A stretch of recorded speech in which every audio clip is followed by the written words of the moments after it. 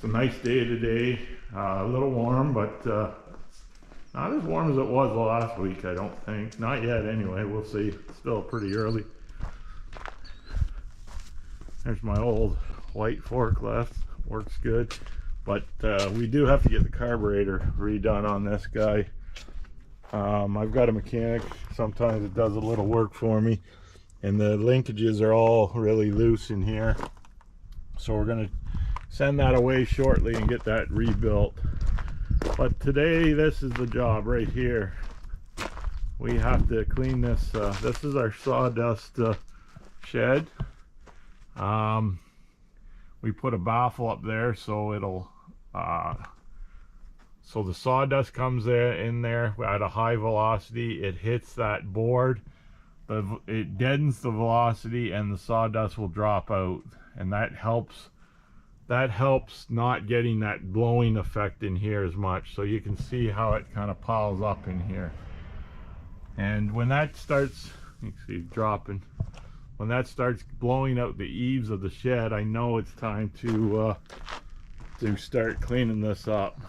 So we used to do it with the tractor. Last fall we were lucky enough to be able to purchase a used Bobcat. You can see it there. So it has a cab, a door that comes on and off. Typically in the summer I run it, well, typically this summer I've run it with the door off, but this job I put the door back on, so it should make it a lot nicer job staying out of that dust in that skid steer. So we'll see how that works. I'll show you the fan here. I don't know, I'm sure I showed this on other videos, but this is our blower back here. So I'll show you where it comes in. That's where it comes out. Oops, sorry guys. No, that's where it comes out of the shed and gets sucked into here and sucked into our fan. This is a Canadian, the brand name is a Canadian blower, so it's a big blower here. So you can see the name there, Canadian blower. And that's kind of hard to see the size of it here. But that's where it pulls in and then pushes it into that building I just showed you. And this is, we keep these greased up good. These bearings, they really smooth bearings. And then we got a 7.5 horse 3-phase motor powering that. I wasn't sure when I bought this thing how this was all going to work out. I got the blower pretty reasonable. I got that blower actually quite reasonable. There was a factory that was trying to get rid of some of their stuff, so it did have a 600 volt motor on it, but I went with it. I don't have 600 volt here at the shop, and I put the rotary phase converter in for 3-phase, but I ended up putting this one on a variable frequency drive, and I'll explain why I did that later when we get in the shop. I'll show you the frequency drive it runs. So we got some of our logs there. That's some nice walnut that's waiting to be cut up. I got to get to this. It's got a little shank there. Hopefully it doesn't go too far. We're just trying our end sealer on these to see the difference, and I think it does stop. This is not end sealed and this is end sealed, and I think it does make a difference. You can see the checking on the outer edges here, right here, quite a bit more than this one. And they looked fairly similar when I put them here. So it's not cheap. I don't get it. I have to bring it in. I think it all comes in from the States, and the shipping, and it's not cheap. I'm trying to think. I think I use the brand name oh, what's it called? Oh well, I'll get the can here. I'll show you. I'm not sure if it's the brand name of. So there's the skid steer. See our door, it should be, and the air conditioner works good in there, so I should be relatively comfortable. Yeah, anchor seal, that's the name of what I was trying to get. So that's what we're using, anchor seal, original anchor seal. And it seems like it, I don't know, seems like it works to me. Okay guys, like usual, I went on a tangent there. I had, you'll probably notice a break in the video. Possibly, I'm not sure where I'm going to break this video, whether I break it before I show you the VFD, but I got off on a bit of a tangent showing you the dust collection system. I'm going to show you that in a different video because it makes this video quite long. So anyway, I'm going to show you the VFD. Anyway, I'm not sure if I did or didn't. So here's the VFD that runs the blower that I just showed you outside. It runs the 7.5 horse 3-phase. So we do have a rotary phase converter to run our 3-phase equipment in the shop. The reason I put this VFD in to run the 3-phase blower outside was I knew I was going to get a 4-sided molder, and I knew that the hydro, I've got limited hydro in the shop, and I knew it was going to be touch and go. So, and I'm glad I did, because this molder takes about all the juice I have off my 3-phase rotary phase converter. So I don't think I could run that blower and this machine together.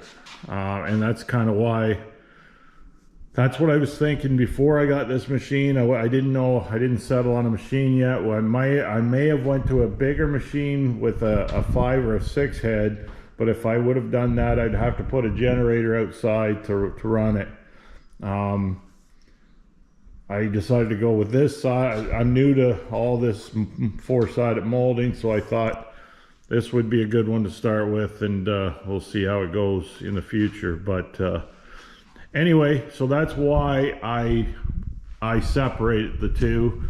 The other reason for that is I could run this blower if I was, it's not as big a concern now because I used to have a 220 single phase planer, but now this planer is a 3-phase planer. So I thought if I was running the planer when it was a single phase, I wouldn't have to go and run the rotary phase converter. I could just run it off the VFD.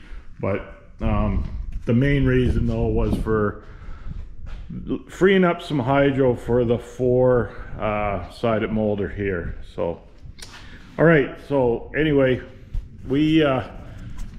I told you I was going to explain why I put it on a VFD, and that's the reason why. But now we're going to get to this, get the Bobcat going and start getting some of the sawdust out of the shed.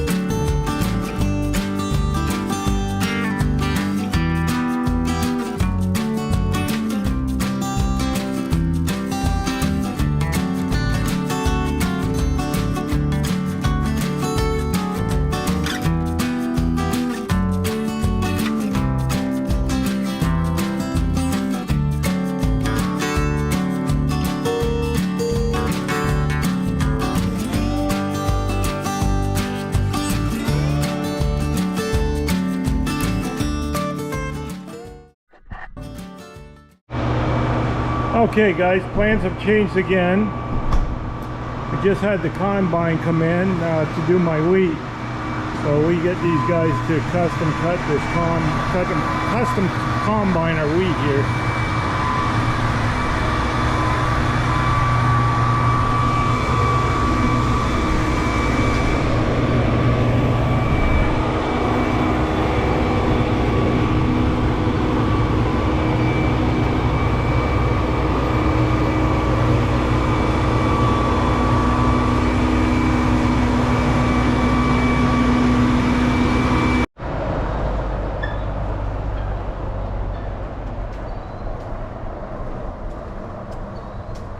There's the truck coming in for, that'll be the transport to transport the wheat to the grain elevator. We'll be going to our local grain elevator there in Rutherford. Okay, those guys are combining there now, so we're going to stick around till they finish up tonight, so which is fine. So this is the Spirex head that we have to replace the cutters on. We're about halfway through this head. I got to find where I left off. That's going to be the trick. I might have to get my glasses on for that, but we're going to replace them with these insert cutters. Carbide cutters, carbide itself has really skyrocketed in price, like everything else, but carbide especially, like I think it's doubled, actually doubled in price, if I'm not mistaken.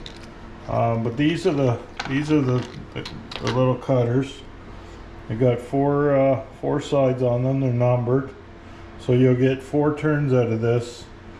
So when this side gets turned, so I want to make sure when I'm putting this on the head that I'm putting them all the same numbers on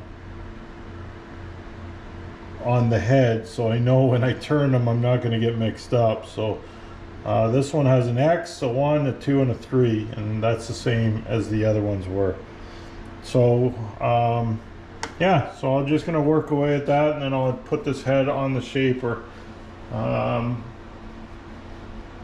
That's so I guess time wise, I guess we're around 4:30 right now, so hopefully I can get this head done in half hour to 45 minutes. I think, like I said, it's over half done. I just gotta put about 36 or 7 of these on. So there's 66 inserts, and price wise to replace these inserts on this 9-inch head, I don't know exactly. I figure it's right around 700 bucks, I think. So it's very costly to replace these, but they're solid carbide, so they last a long time. So all right guys, I'll come back to you when I get this done. Okay guys, we got the head on the molder. It's installed. We ran a test piece through. I'll show you the test piece. Let me just set you down. This is our test piece. Looks pretty good. The reason there's little stop and start marks is I was running it by hand, the feeder, so I was stopping and starting. But the radiuses on the sides look good, and it took the 1/8 of an inch off on both sides without any problem. It's cedar. It should be pretty easy to take a 1/4 inch off, I would think. The only thing I've got is this feeder doesn't seem to pull the wood out completely. I'm not sure if I got too much pressure on the pressure shoe there. I'm going to try to feed this. Maybe I gotta do some checking here to see if I can adjust this a little better. So I'll be back and hopefully show you guys this running shortly.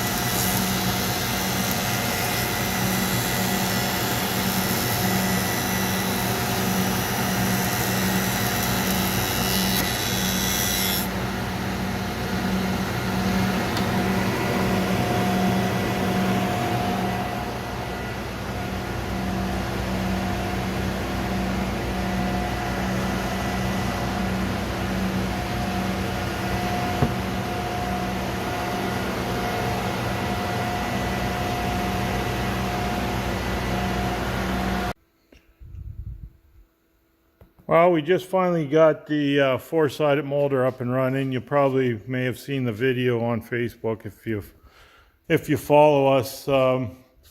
We just got it going tonight. It's 9:30. I was just able to kind of get it going where I could feed a few boards through, and this is our first product it's coming off the four-sided molder, and this is Eastern white cedar decking. Gonna make a beautiful deck for somebody.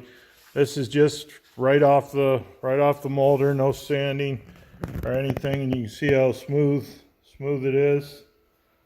Not saying that it couldn't use a bit of a sand at certain spots, but it's pretty darn smooth. You probably could put it down and put an oil right over top of it, or some sort of top coat. I just got these boards kind of pushed together here. I don't have the ends trimmed or anything yet, so. But yeah, it looks really good. Yeah, if you're not into composite decking or pressure treated, the pressure treat's so low quality now, and it's low quality lumber as well. This white cedar might be the trick for you. It's a beautiful product. So if you're interested, contact us here at the Cherry Tree Sawmill. All right, thanks guys. We'll catch you on the next one.